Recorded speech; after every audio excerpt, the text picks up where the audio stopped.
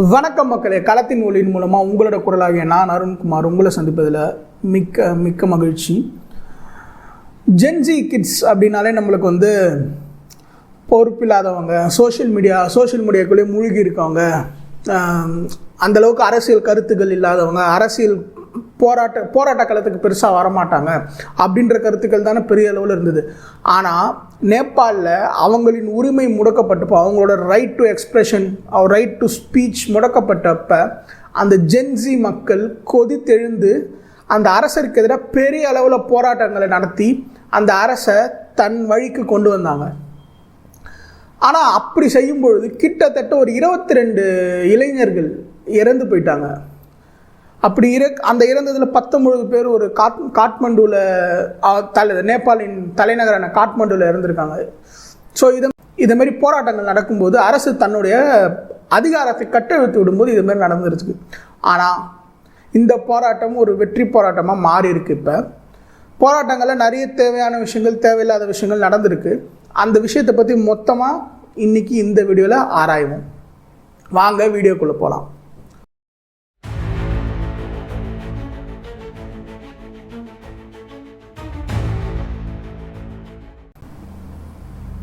நம்ம நேபாளை பற்றி புரிஞ்சுக்கணுன்னா, நம்ம நேபாளில் இப்போ நடந்த இந்த ஜென்சி ரெவல்யூஷனை பற்றி புரிஞ்சுக்கணுன்னா, நேபாள் என்ன, நேபாளினுடைய தற்பொழுதைய கடந்த ஒரு 20 ஆண்டு கால இருக்க அரசியல் நிலைமை, அப்புறம் பொருளாதார நிலைமை, அதெல்லாம் நம்ம தெரிஞ்சுக்கணும்.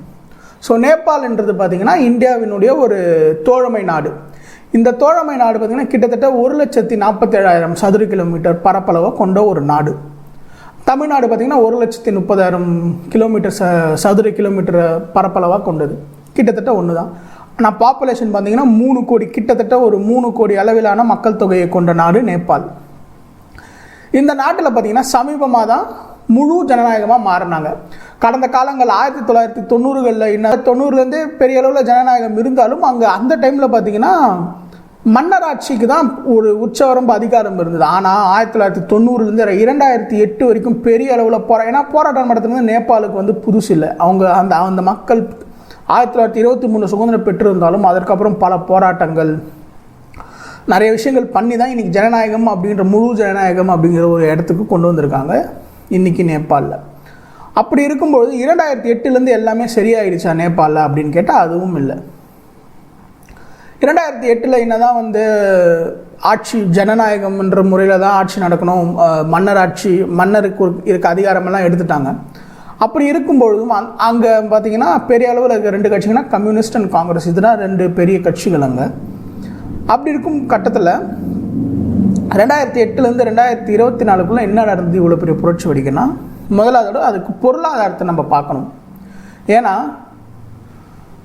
மக்கள் அந்த ஊரில் பார்த்திங்கன்னா நம்ம சொன்ன மாதிரி கிட்டத்தட்ட ஒரு 3 கோடி மக்கள் இருக்காங்க. அந்த 3 கோடி மக்களில் 12.5% அன்எம்ப்ளாய்மெண்ட் ரேட், அதாவது 12% மக்களுக்கு வேலை வாய்ப்பு இல்லாமல் இருந்தாங்க. ஓகேவா? இது இல்லாமல் இப்போ போராட்டம் பண்ணாங்க இல்லையா இந்த இளைஞர்களோட வயசில் கிட்டத்தட்ட 19% வேலை வாய்ப்பின்மை இருந்ததா ஒரு தகவல். ஓகேவா? இந்த மாதிரி விஷயங்கள் தான் இவங்களோட எக்கனாமிக். அதே மாதிரி பார்த்திங்கன்னா இவங்க பாப்புலேஷன்லேருந்து, இவங்களோட மக்கள் தொகையிலேருந்து கிட்டத்தட்ட ஒரு 50 லட்சம் பேர் பார்த்திங்கன்னா பல்வேறு நாடுகளில் போய் வேலை செஞ்சிட்ருக்காங்க. ஏன்னா இங்கே பெரிய அளவில் வேலை வாய்ப்புகள் இல்லை. அதனால் பல்வேறு நாடுகள்லையும் உள்ளுக்குள்ளேயே வேறு இடங்களுக்கும் சென்று பெரிய அளவில் வேலை செஞ்சுக்கிட்டு இருக்காங்க. மைக்ரேஷன்ன்றது அங்கே ரொம்ப ரொம்ப பெரிய முக்கியமான இஷ்யூ. அப்படி மைக்ரேட் ஆகி போகிறவங்க இவங்களோட எக்கானாமிக்கு கொடுக்குற ரெமிட்டன்ஸ் பார்த்திங்கன்னா கிட்டத்தட்ட 26%. எப்படி? அவங்களோட மொத்த உள்நாட்டு உற்பத்தி இருக்குல்ல, ஜிடிபியில், அவங்களோட மொத்த ஜிடிபியில் 26% பார்த்திங்கன்னா வெளிநாட்டிலேருந்து அனுப்பப்படுற காசுகள். அப்படி ரெமிட்டன்ஸ் இருக்குல்ல, அப்படி ரெமிட்டன்ஸில் டோட்டல் வருமானம் பார்த்திங்கன்னா 33%. இந்த 7% பார்த்திங்கன்னா நாட்டுக்குள்ளேயே வேலை பார்க்குறாங்களே, அவங்க ஃபேமிலிக்கு அனுப்புகிற விஷயம். ஆனால் வெளிநாட்டிலேருந்து வர காசு தான் இவங்களோட 26% ஜிடிபி. அதாவது கால்வாசி அவங்களோட ஜிடிபியோட அமௌண்ட் பார்த்திங்கன்னா வெளிநாடுகள்லேருந்து வர அமௌண்ட். இது முக்கியமான பாயிண்ட், ஃபஸ்ட்டு ஞாபகம் வச்சுக்கோங்க. இரண்டாவது பார்த்திங்கன்னா ஆட்சி, அரசியல். இந்த அரசியல் பார்த்திங்கன்னா இங்கே எப்படி இருக்குன்னா பெரிய அளவில் கரப்ஷன் நடந்திருக்கு. ஏன்னா இப்போ இந்த போராட்டமே பார்த்திங்கன்னா இந்த இப்போ வெடிச்சிருக்கு இல்லையா இந்த போராட்டம் பார்த்திங்கன்னா ஒரு முக்கியமான ஒரு 5-6 இடங்களில் வெடிச்சிருக்கு. காட்மண்டு, போக்ரா, புட்வால், கோராஹி, தாரான் அப்படிங்கிற ஒரு சில 5-6 இடங்களில் இந்த மாதிரி போராட்டங்கள் பெரிய அளவில் வெடிச்சிருக்கு. மக்கள் ஒன்றித்திருந்து போராடி இருக்காங்க. அப்படி இருக்க இந்த போக்ரா அப்படின்ற இடம் இருக்கு இல்லையா, இங்கே வந்து ஒரு ஏர்போர்ட் எஸ்டாப்ளிஷ் பண்ணியிருந்தாங்க. இந்த ஏர்போர்ட்டை 2017 எஸ்டாப்ளிஷ் பண்ணும்போது பெரிய அளவில் ஊழல் நடந்ததாக மக்கள் குற்றச்சாட்டு செலுத்தினாங்க. மக்கள் குற்றச்சாட்டு வச்சாங்க. ஏன்னா அதற்கான ரிப்போர்ட்டும் அந்த மாதிரி இருந்தது. போக்ரா ஏர்போர்ட்டில் பெரிய அளவில் ஒரு ஊழல் நடந்திருக்கு அப்படிங்கிறது. அடுத்தது பார்த்திங்கன்னா ஸ்டேட் ரன் ஏர்லைன் இருக்குது, அதாவது அரசால் நடத்தப்படுகின்ற விமான சேவை. இந்த விமான சேவையில் ஒரு விமானத்தின் பர்ச்சேஸை மேற்கொள்ளும் பொழுது பெரிய அளவில் கரப்ஷன் நடந்ததா, அதுலேயும் பெரிய அளவில் கரப்ஷன் நடக்குது அப்படின்ற ஒரு பேச்சு இருக்குது. அடுத்ததாக பார்த்தீங்கன்னா இந்த நாட்டினுடைய பல்வேறு இப்போ இன்னொரு விஷயத்தில் எதில் கரப்ஷன் நடக்குதுன்னாங்கன்னா, இந்த ரெஃப்யூஜி ஸ்கீம்னு இவங்க கொண்டு வந்தாங்களா. எப்படின்னா, இங்கேருந்து இருக்க மக்கள்கிட்ட காசை வாங்கி அதை பூட்டான்லேருந்து அங்கேருந்து அகதிகளாக வராங்க இல்லையா மக்கள், அந்த மக்களுக்கு வேலைவாய்ப்பு ஏற்படுத்தி தரத்துக்காக இந்த காசை கலெக்ட் பண்ணுன்னு சொல்லிட்டு இந்த காசை என்ன பண்ணியிருக்காங்கன்னா, நேபாளில் இருக்க மக்களே பூட்டான் மக்கள் மாதிரி ஒரு ஐடென்டிட்டி கொடுத்து அவங்களுக்கு போக வேண்டிய காசெல்லாம் அரசியல்வாதிகள் எடுத்துட்டாங்க. இதே மாதிரி ஒரு ஸ்கேமும் நடந்திருக்கு. ஸோ இதை மாதிரி பார்த்திங்கன்னா கரப்ஷன் பல லெவலில் நேபாளில் நடந்து கொண்டே இருக்கிறது.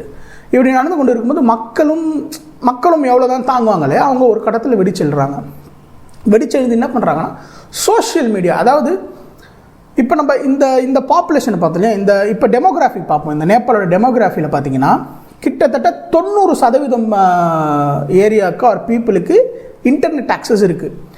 இப்படி இருக்கும்போது 14.3 மில்லியன் சோஷியல் மீடியா அக்கௌண்ட்ஸ், அதாவது கிட்டத்தட்ட 1.5 கோடி சமூக வலைதள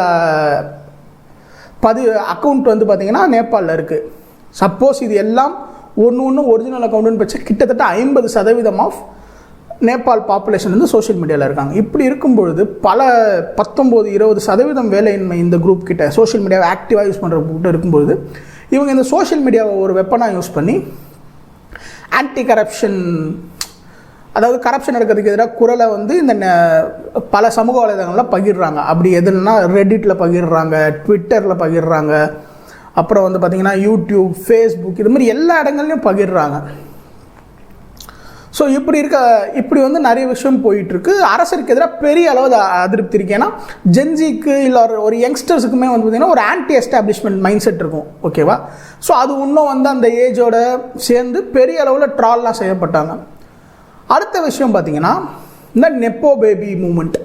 இந்த நெப்போ பேபி மூமெண்ட் பார்த்திங்கன்னா இங்கே மட்டும் நடக்கலை, ஃபிலிப்பைன்ஸில் நடந்திருக்கு, அதேமாதிரி பங்களாதேஷ் இந்த மாதிரி நடந்திருக்கு. என்னென்னா, இங்கே ஆல்ரெடி பார்த்திங்கன்னா ஒரு பணக்கார மக்கள் கரப்ஷனால் அந்த அரசியல்வாதிகளோ இல்லை அந்த கான்ட்ராக்ட் எடுக்கிற குடும்பமோ உயர்ந்துக்கிட்டே இருக்காங்க. ஆனால் இன்னொரு பக்கம் மக்கள் அவங்களுக்கு வேலை வாய்ப்பு இல்லாமல், ஒரு எக்கனாமிக் ஆப்பர்ச்சுனிட்டி இல்லாமல் கீழே போய்கிட்டே இருக்காங்க. இந்த மாதிரி அன்இக்வாலிட்டி பெரிய அளவில் இருக்கும் பொழுது இந்த பணக்கார வர்க்கத்தை சேர்ந்த இல்லை வந்து இந்த அரசு குடும்பத்தை சேர்ந்த மக்கள் பார்த்திங்கன்னா சோஷியல் மீடியாவில் அவங்களோட உல்லாச வாழ்க்கைகளையும் இல்லை லக்ஸரி வாழ்க்கையும் வந்து போட்டு பகிர்ந்துக்கிட்டே இருக்காங்க. இதை பார்க்குற மக்களுக்கு வந்து ஒரு மாதிரி ட்ரிகர் ஆகுது. அப்படி ட்ரிகர் ஆகி என்ன பண்ணுறாங்கன்னா நெப்போ பேபி மூமெண்ட்னு ஒன்று க்ரியேட் பண்ணுறாங்க. அப்படின்னு என்ன பண்ணுறாங்கன்னா, இந்த அரசியல்வாதிகளோட பிள்ளைகள், பெண் குழந்தைகள், இல்லை ஒய்ஃபோ இல்லை ரிலேட்டிவ்ஸோ அவங்களோட ரிச் லைஃப்பை வந்து சோஷியல் மீடியாவில் பகிரும்போது அதெல்லாம் எடுத்து கிரிட்டிசைஸ் பண்ணி இந்த வாட்ச் இப்படி போட்டிருக்காங்க அப்படின்லாம் நிறைய கிரிட்டிசிசம் பண்ணி வீடியோலாம் போட்டுக்கிட்டு இருந்தாங்க.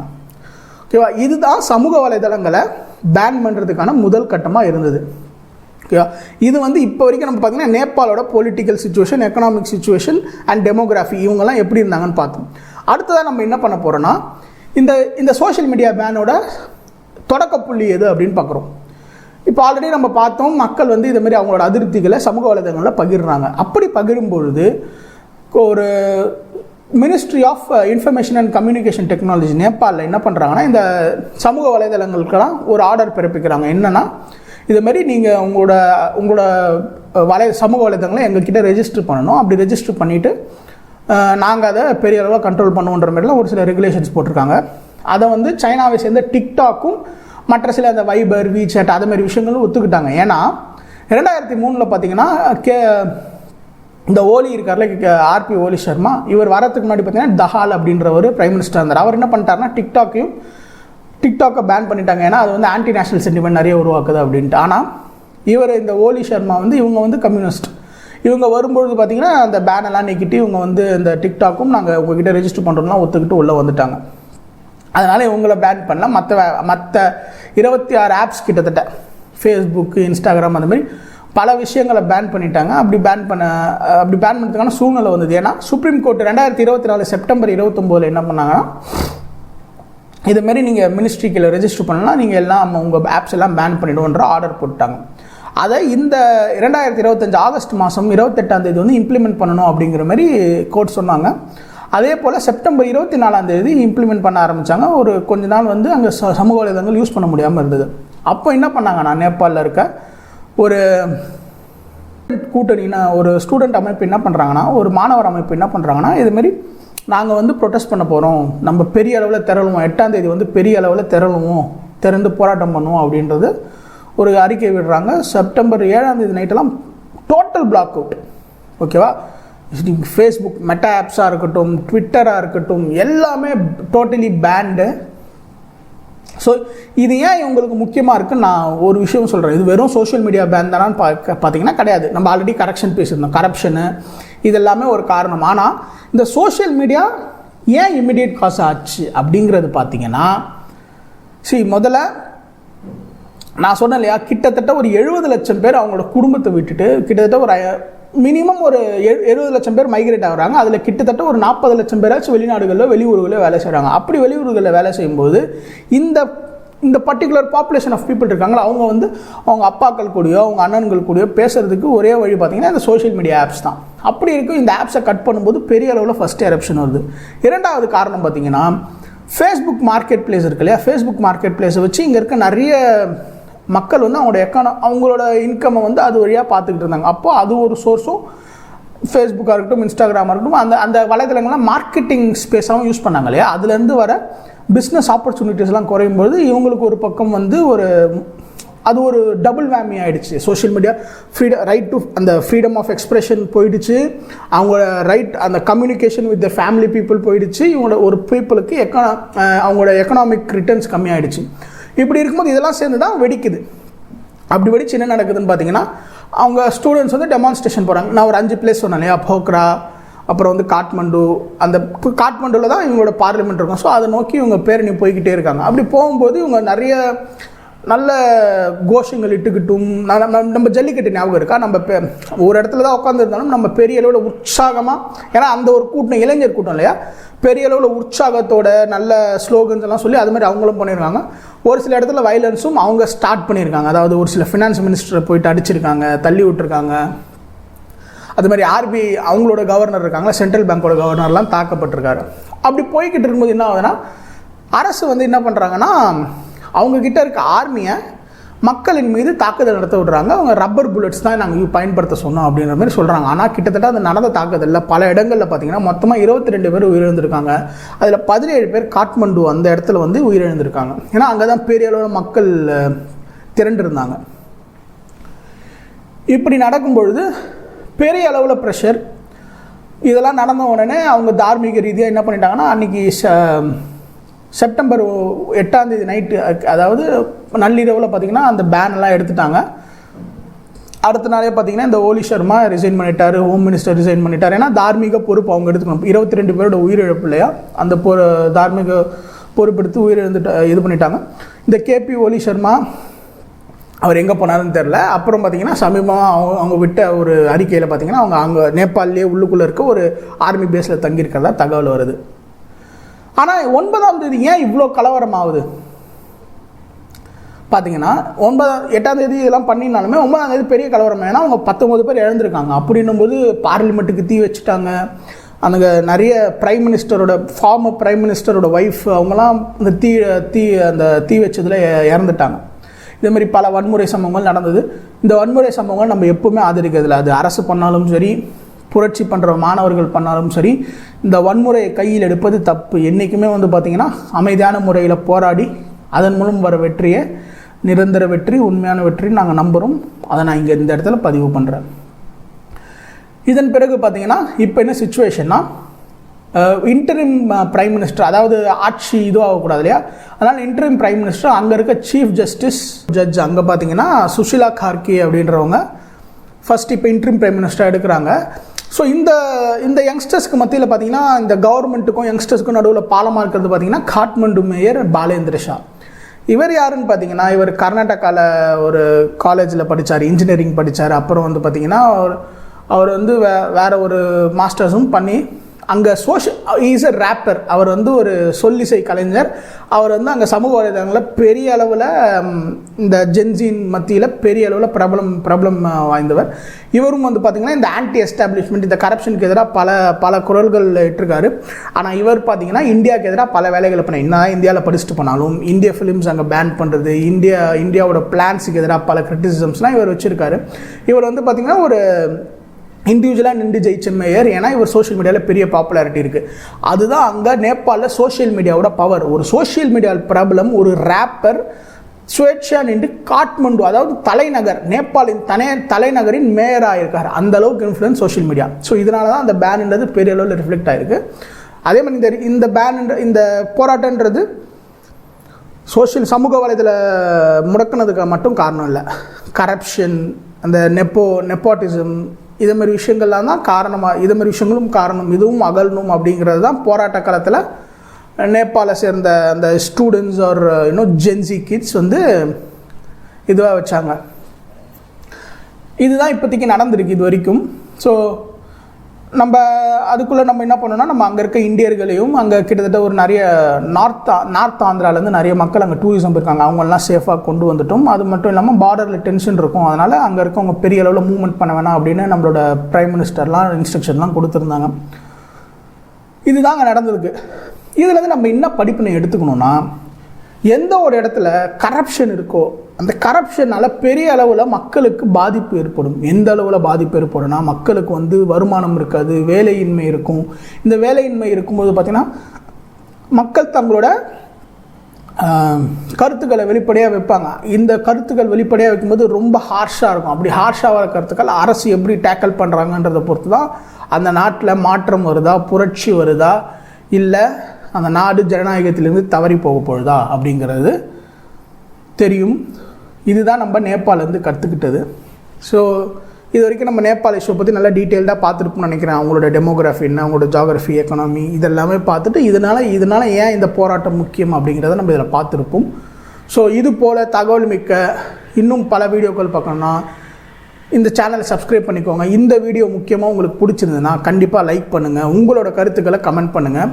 அதேமாதிரி போன வீடியோவில் நிறைய பேர் வந்து பார்த்திங்கன்னா லைட்டிங் ஒன்றும் நீங்கள் கரெக்ஷன் பண்ணணும், அப்புறம் வந்து உங்களை ஆடியோ சரியாக கேட்கல, மைக் யூஸ் பண்ணுங்கன்னு சொன்னீங்க. ஸோ வாட்டி மைக் யூஸ் பண்ணியிருக்கேன், ஆடியோ நல்லா வரும்னு நினைக்கிறேன். லைட்டிங்கும் சேஞ்ச் பண்ணியிருக்கேன். எப்படி இருக்குன்ற உங்களோட கருத்துக்களை சொல்லுங்கள். போன வீடியோக்கெல்லாம் மிகப்பெரிய ஆதரவு அளிச்சிருந்தீங்க, அதுக்கு மிக்க நன்றி. மற்றொரு வீடியோவில் உங்களை பார்க்குறோம். பாய்.